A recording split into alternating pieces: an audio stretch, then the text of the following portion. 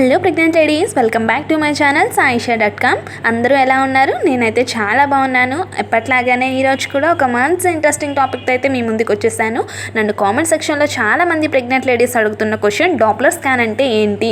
ఈ Doppler scan అనేది మనం అసలు ఎప్పుడు చేయించుకోవాలి? ఈ డాప్లర్ స్కాన్ వల్ల యూజెస్ ఏంటి? ఇది ఎలా చేస్తారు? దీని కాస్ట్ ఎంత ఉంటుంది అనే డీటెయిల్స్ అయితే అడుగుతున్నారు. సో దాని గురించి ఫుల్ ఇన్ఫర్మేషన్ అనేది నేను ఈ వీడియోలో డాప్లర్ స్కానింగ్ రిపోర్ట్స్ అనేవి నేను మీకు చూపిస్తూ ఎక్స్ప్లెయిన్ అయితే చేస్తాను. సో ఇంకా లేట్ చేయకుండా వీడియోని అయితే స్టార్ట్ చేసేద్దాం. ఇప్పుడు మీరు చూస్తున్న ఈ స్కానింగ్ రిపోర్ట్స్ నేను నా ప్రెగ్నెన్సీ సమయంలో తీయించుకున్న డాప్లర్ స్కానింగ్ రిపోర్ట్స్ అండి. అసలుకి ఈ డాప్లర్ స్కానింగ్ అనేది ఎప్పుడు తీస్తారు అంటే, ఈ డాప్లర్ స్కానింగ్ అనేది మనకి 33 వారాల తర్వాత అయితే తీస్తారు. అంటే మనకి 8వ నెల వచ్చిన తర్వాత కానివ్వండి, 8వ నెల నిండుతుంది, 8వ నెల ఎండింగ్లో కానీ ఈ డాప్లర్ స్కాన్ అనేది చేస్తారు. నాకైతే ఈ డాప్లర్ స్కాన్ అనేది 8వ నెల నిండి ఇంకో డేలో 9th మంత్ వస్తుంది అనగా అయితే నాకు ఈ డాప్లర్ స్కాన్ అయితే చేయటం అయితే జరిగింది. ఈ డాప్లర్ స్కాన్ యొక్క ముఖ్య ఉద్దేశం ఏంటి? ఈ డాప్లర్ స్కాన్ అనేది మనకి ఎందుకు చేస్తారు అంటే, ఈ డాప్లర్ స్కాన్ అనేది మెయిన్గా మనకి బిడ్డ యొక్క ఎదుగుదల అనేది ఎలా ఉంది, బిడ్డకి మెదడుకి గుండెకి అన్ని శరీర భాగాలకి రక్త సరఫరా అనేది సరిగ్గా వెళ్తుందా లేదా, రక్త సరఫరా యొక్క వేగం అనేది ఎలా ఉందో కూడా చూస్తారు.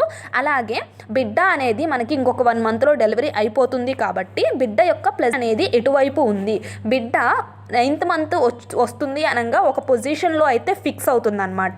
సో మనకి బిడ్డ అనేది సెఫాలిక్ ప్రెజెంటేషన్లో ఉందా, బ్రీచ్ ప్రెజెంటేషన్లో ఉందో అని కూడా చూస్తారు. దాన్ని బట్టి మనకి నార్మల్ డెలివరీ అవుతుందా, సి సెక్షన్ అవుతుందో కూడా మనకి క్లియర్గా అయితే తెలిసిపోతుంది.